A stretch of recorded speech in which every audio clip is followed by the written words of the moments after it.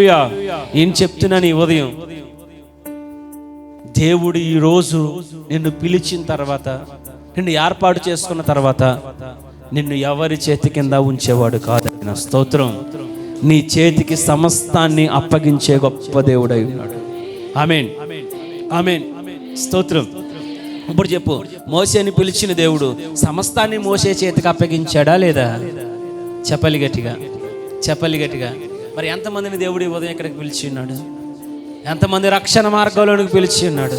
ఎంతమందిని ప్రభు ఏర్పాటు చేసుకొని ఈ స్థలంలో కూర్చోబెట్టి ఉన్నాడు? మరి నేను అనేక మందికి చేతికి ఎలా అప్పగిస్తాడు అనుకుంటున్నాను? నీ చేతికి సమస్తాన్ని ఆయన అప్పగిస్తాడు.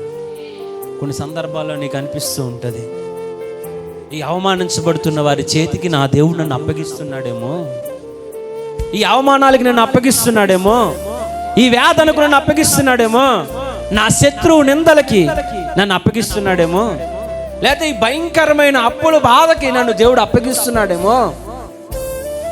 నా దేవుడు నన్ను విడిపించకపోతే, నా దేవుడు నన్ను నడిపించకపోతే వీళ్ళందరి ముందు నా అవమానపరచబడి ఉండాలి కదా, నా దేవుడు నిజంగా నన్ను విడిపిస్తాడంటావా? ఒకవేళ దేవుడు నన్ను ఖచ్చితంగా తప్పిస్తాడంటావా? మన చాలా సందర్భాల్లో నీలో కూడా ఒక డౌట్ ఉంటుంది. అయితే అపవాది అంటాడు, నీ దేవుడు నిన్ను విడిపించడు, నువ్వు ఓడిపోతున్నావు, ఇంక నీ జీవితం అయిపోయింది, నువ్వు మరణించు అని అపవాదిగా నిన్ను ప్రేరేపిస్తూ ఉంటాడు. కానీ నా దేవుడు ఏం చెప్తున్నాడుగా తెలుసా? నువ్వు లెగు, తేజరిల్లుము, నా దేవుని మహిమ నీ మీద ఉదయించి ఉన్నది. స్తోత్రం. హల్లెలూయా.